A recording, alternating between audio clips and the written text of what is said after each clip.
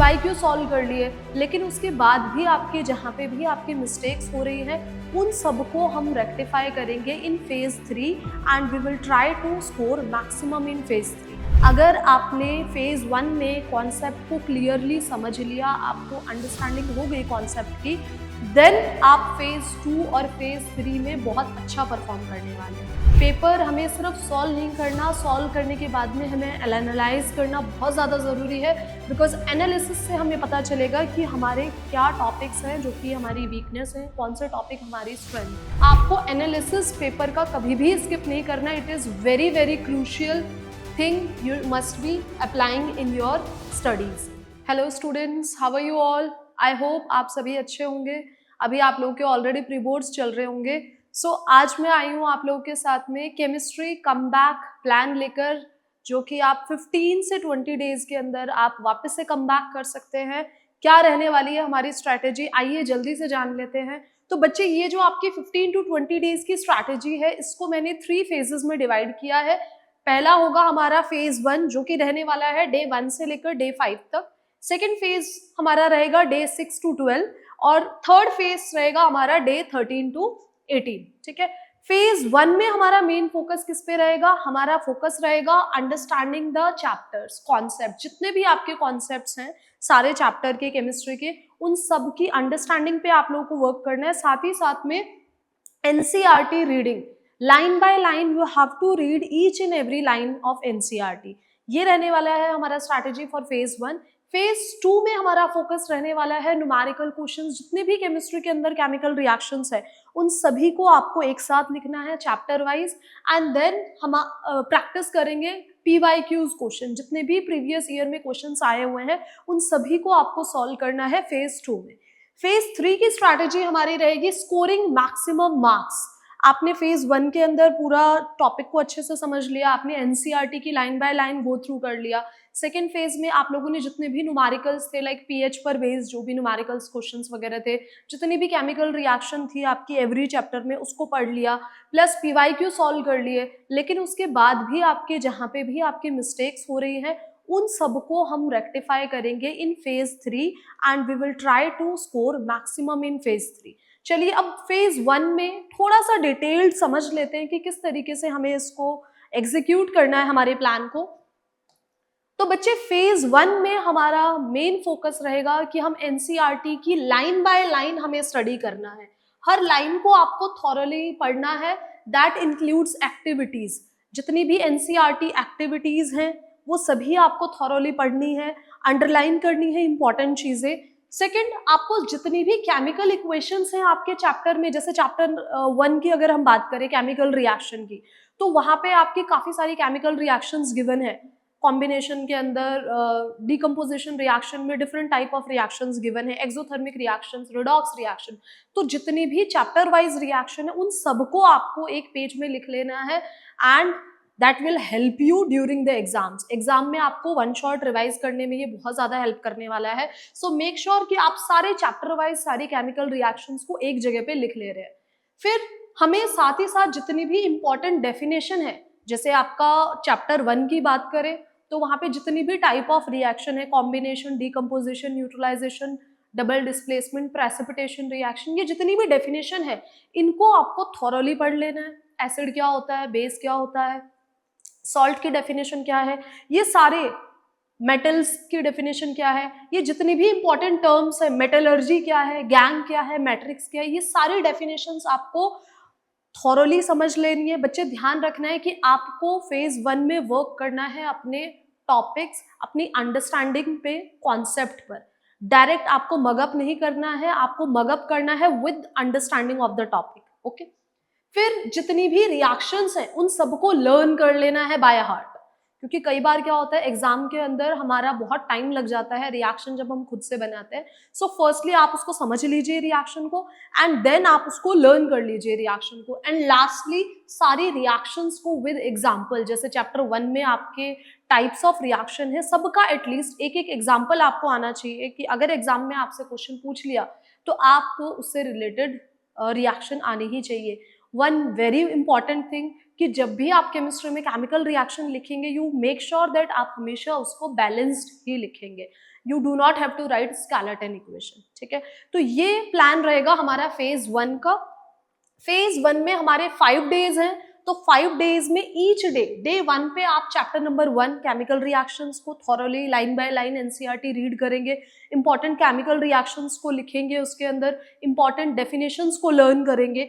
Day 2 में आप chapter number 2 acid base and salt को थॉरोली पढ़ेंगे line by line. Again important जितने भी आपके टाइप ऑफ सॉल्ट है, जो इंपॉर्टेंट सॉल्ट्स हैं, जैसे आपका पीओपी हो गया, आपका क्लोर एल्कली प्रोसेस वगैरह है, ये सब की डेफिनेशन अलॉन्ग विद एग्जांपल्स आपको लर्न कर लेना है। डे 3 में हम हमारा 3rd chapter metal and non metal को कवर करेंगे। अगेन सेम स्ट्रैटेजी रहने वाली है। और डे 4 पे हम हमारे chapter number 4 that is carbon and its compound उसको कवर अप करेंगे। अब बचता है हमारा डे 5। डे 5 क्या करेंगे बेटा? डे 5 में आपको जितने भी चारों चैप्टर्स थे उन सबको रिवाइज करना है। देखिए, डोंट रश, आपको भागना नहीं है। Don't rush, concept clarity is the comeback की। अगर आपने फेज 1 में कॉन्सेप्ट को क्लियरली समझ लिया, आपको अंडरस्टैंडिंग हो गई कॉन्सेप्ट की, देन आप फेज 2 और फेज 3 में बहुत अच्छा परफॉर्म करने वाले हैं, ठीक है बच्चों।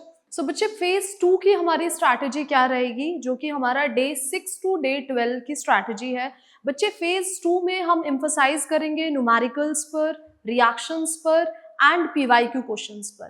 तो बच्चे, इस फेज 2 में आप every day you will be doing practice chemistry 2 hours daily, जिसमें से आप 1 आवर रिएक्शंस और न्यूमेरिकल्स। बच्चे, केमिस्ट्री में इतने ज्यादा न्यूमेरिकल्स है नहीं आप लोग के, लेकिन पीएच पर बेस्ड छोटे मोटे न्यूमेरिकल्स आ जाते हैं। तो उस टाइप के जो क्वेश्चंस है, उन न्यूमेरिकल्स को अलॉन्ग विद द रिएक्शन, सभी चैप्टर्स में आपकी केमिकल रिएक्शंस, उन सारी रिएक्शंस को और न्यूमेरिकल क्वेश्चंस को आपको प्रैक्टिस करना है 1 आवर में। और जो आपका सेकंड 1 आवर है, उसमें आप जिस भी चैप्टर का कर रहे हैं, लेट्स से आज आप फर्स्ट चैप्टर का भी कर रहे हैं, तो फर्स्ट चैप्टर से रिलेटेड जितने भी पीवाईक्यू क्वेश्चंस है उनको आपको प्रैक्टिस करना है। And you can solve many sample papers as you have, कोई भी सैम्पल पेपर आपको लगा लेना है रिस्पेक्टिव चैप्टर का। देन फेज 2 में हमारे मस्ट डू टास्क क्या रहने वाले हैं? तो सबसे पहले बच्चा, आपको बैलेंस करना है एवरीडे 10 केमिकल रिएक्शंस। बच्चे, आपका चैप्टर 1 के अंदर balancing is very important topic. तो आपको हमेशा हर दिन जहां से भी आपको केमिकल रिएक्शंस मिल जाएं अपार्ट फ्रॉम एनसीईआरटी, आपको एवरीडे 10 केमिकल रिएक्शंस को बैलेंस करना है। सेकंड, आपको प्रैक्टिस करना है न्यूमेरिकल्स का। न्यूमेरिकल्स आपको प्रैक्टिस करने हैं। एंड अलॉन्ग विद दैट, आपका जो कार्बन एंड कंपाउंड चैप्टर है उसके अंदर आयुपैक नेमिंग में बच्चों को बहुत प्रॉब्लम आती है। तो एवरी डे आप एटलीस्ट 10 आयुपैक नेमिंग पर बेस्ड क्वेश्चंस को सॉल्व करिएगा। साथ ही साथ जितनी भी आपकी एनसीईआरटी के अंदर एक्टिविटी है उस पर बेस्ड जितने भी क्वेश्चंस हैं चैप्टर वाइज आपको लगाने हैं। ये स्ट्रैटेजी रहेगी हमारी फेज 2 की। अब बारी आती है फेज 3, जो कि हमारा डे 13 से डे 18 है। उसमें हम क्या करेंगे? इसमें हमारा एम्फसाइज रहेगा ऑन स्कोरिंग मैक्सिमम। बेटा, फेज 1 में आपने पूरा एनसीईआरटी पढ़ लिया, कॉन्सेप्ट क्लैरिटी हो गई। फेज 2 के अंदर हमने पीवाईक्यूज लगा लिए। फेज 3 में अब बारी है सैम्पल पेपर सॉल्व करने की, और it is the time to check कि आपने अब तक जितना भी पढ़ा है फेज 1 और 2 में आप कहाँ स्टैंड कर रहे हैं, कितना आप स्कोर आउट कर रहे हैं। सो सबसे पहले आपको एवरी 2 डे में एक सैम्पल पेपर सॉल्व करना है फॉर केमिस्ट्री। अब डे 2 क्यों? क्योंकि डे 1 पे आप क्या करेंगे? सैम्पल पेपर सॉल्व करेंगे। डे 2 पर आपको क्या करना है? आपको रिलैक्स नहीं बच्चे, आपको रिलैक्स नहीं करना है। आपको अपना सैम्पल पेपर चेक करने के बाद में उसमें जहां पे भी मिस्टेक्स हुई है उनको एनालाइज करना है, and then you have to revise that concept. Day 2 में जब आप एनालिसिस करेंगे, पेपर हमें सिर्फ सॉल्व नहीं करना, सॉल्व करने के बाद में हमें एनालाइज करना बहुत ज़्यादा ज़रूरी है। बिकॉज एनालिसिस से हमें पता चलेगा कि हमारे क्या टॉपिक्स हैं जो कि हमारी वीकनेस है, कौन से टॉपिक हमारी स्ट्रेंथ है। जो वीक टॉपिक्स हैं उसको आपको वेरी सेम डे उसको रिवाइज करना है। देन साथ ही साथ में फेज 3 में हम जो जो एनालिसिस के टाइम में हमारे टॉपिक्स रॉन्ग हो रहे हैं, जहां पर आपका स्कोर कम आ रहा है, उन टॉपिक्स को, उन फॉर्मूलाज को, उन केमिकल रिएक्शंस को और उनसे रिलेटेड जितने भी की डेफिनेशन है उन सब को हमें अलॉन्गली सबसे पहले उनको इंपॉर्टेंस देनी है, उनको रिवाइज करना है। एंड अलॉन्ग विद दैट हम साथ ही साथ हमारे जो रिमेनिंग चैप्टर्स हैं उन सब का भी रिविजन करते चलेंगे, बिकॉज रिविजन इज द की, कंसिस्टेंसी इज द की। ओके, तो बच्चे ये थी हमारी स्ट्रैटेजी 15 to 20 डेज में, जिसमें अगर आपने इसको फॉलो किया, I assure you that you can score 95% in chemistry. बहुत ईजी है, आप 25 में से बियॉन्ड 20 स्कोर कर सकते हैं।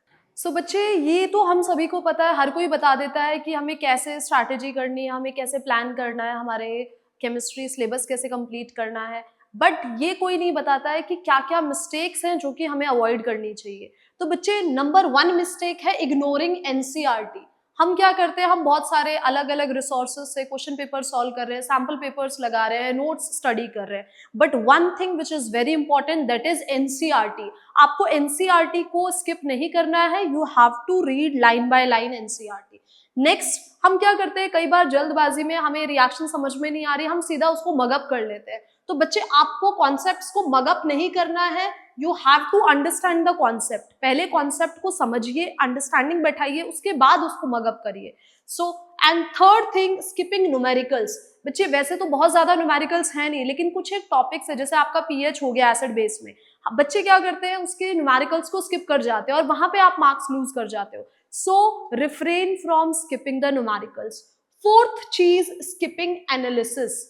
हम क्या करते हैं, हम सैम्पल पेपर सॉल्व कर रहे हैं, एक सैम्पल पेपर लगा लिया, दूसरे हफ्ते में दूसरा सैम्पल पेपर लगा लिया, बट एक बहुत ही इंपॉर्टेंट चीज है, आपको सैम्पल पेपर लगाने से बस ये पता चलता है कि आपका स्कोर कितना आ रहा है, बट अगर आप उसका एनालिसिस करेंगे, it will help you a lot to understand कि आपके कौन से कॉन्सेप्ट्स हैं जहां पे आप गलती कर रहे हो, और वो आपको हेल्प करेगा to revise and strengthen those topics, and then you can score much better. So आपको एनालिसिस पेपर का कभी भी स्किप नहीं करना, it is very very crucial thing you must be applying in your studies. सबसे last हमारा जो crucial mistake बच्चे करते हैं, वो करते हैं बस पढ़ते चले जाते हैं and they do not revise. आप आगे आगे पढ़ते जा रहे हो, सेकेंड वीक में आपने सिर्फ सैम्पल पेपर लगा रहे हो, बट आप भूल जाते हो रिवाइज करना अपने चैप्टर्स को, because revision and consistency is the key. So बच्चे, आपको रिविजन करते रहना है टाइम टू टाइम। आप चाहे दूसरा सब्जेक्ट पढ़ रहे हो, बट आफ्टर 1 वीक और लेट्स से 10 डेज आपको वापस से आपका जो सब्जेक्ट कंप्लीट हो चुका है, you have to revise that. Thank you students.